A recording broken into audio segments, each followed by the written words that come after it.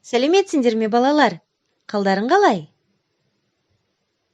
Сендерді дүние тану сабағында көруге қуаныштымын. Менің атым Исаинова Гүлсім Оразовна. Біз бүгін жиһаз тарихы тақырыбын жалғастырамыз. Балалар, сендер білесіңдер ме, біздің үйге жиһаз қалай келеді? Ағаш кесуші ормандағы ағаштарды кесіп, бөренелерді дайындайды. Жүргізуші орманнан бөренелерді фабрикаға әкеледі. Дизайнер болашақ жиһаз суретін салады, сызбасын сызады.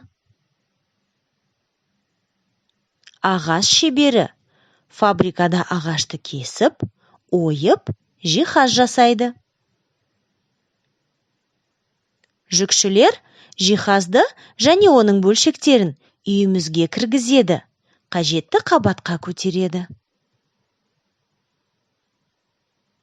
Жиһаз құрастырушысы бөлшектерден жиһаз жинайды.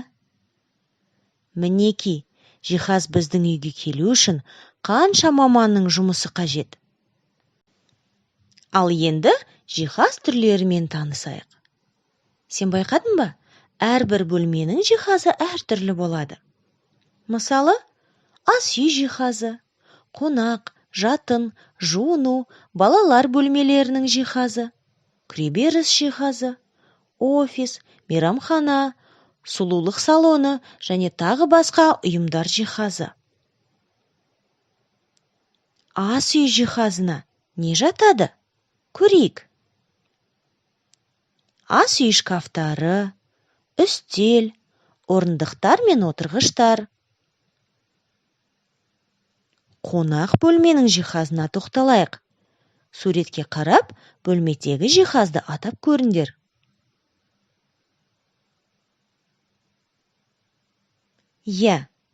Бұл диван, кресло, стенка, кітап сөресі, журнал үстелі, орындықтар, теледидар тумбасы.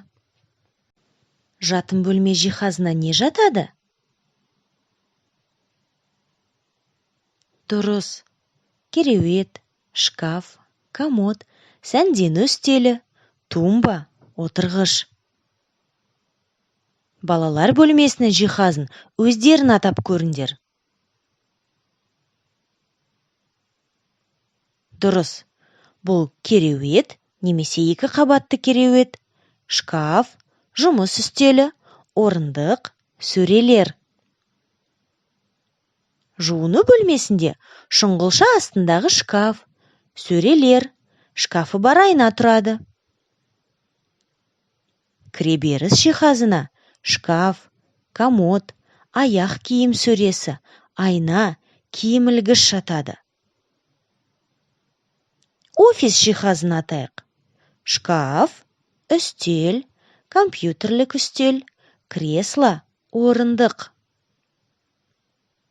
Мейрамханада үстелдер, дивандар, креслолар, орындықтар, бар үстелшесі, сервант тұрады. Жиһаз түрлі бөлшектерден тұрады. Суретке қарап, шкафтың бөлшектерін атайық. Есік,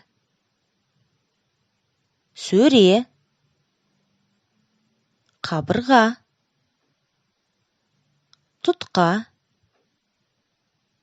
тартпа, айна. Диванның бөлшектерін атайық. Арқалық, отырғыш, шынтақша, аяқ, жастық.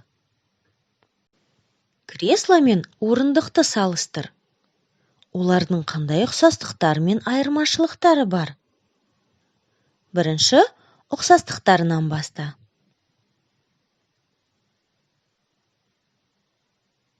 Екеуі де отыруға арналған жиһаз. Кресло мен орындықтың арқалықтары, отырғыштары, аяқтары бар. Енді айырмашылықтарына тоқтал.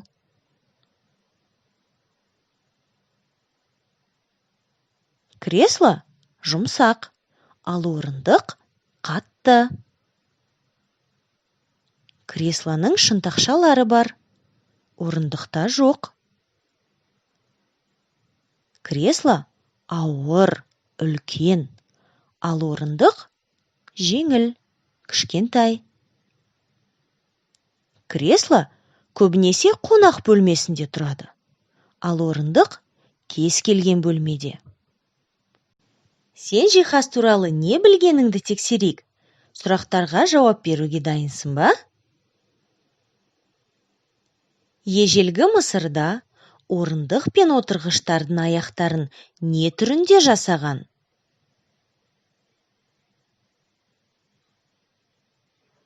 Жануар аяқтары түрінде. Мынау жиһаз қалай аталады? Және ол не үшін керек? Бұл асадал, ыдыс пен азық-түлікті сақтауға арналған жиһаз. Болашақ жиһаз суретін салып, сызбасын сызатын адамды қалай атайды? Дизайнер. Суретте қай бөлменің жиһазы салынған? Балалар бөлмесіндегі шкаф. Суретте көрсетілген жиһаз бөлшегін ата. Арқалық. Суретте көрсетілген жиһаз бөлшегін ата. Тартпа, өте жақсы. Осымен біздің жиһаз тарихына жасаған саяхатымыз аяқталды. Назарларыңа рахмет, сау болыңдар балалар.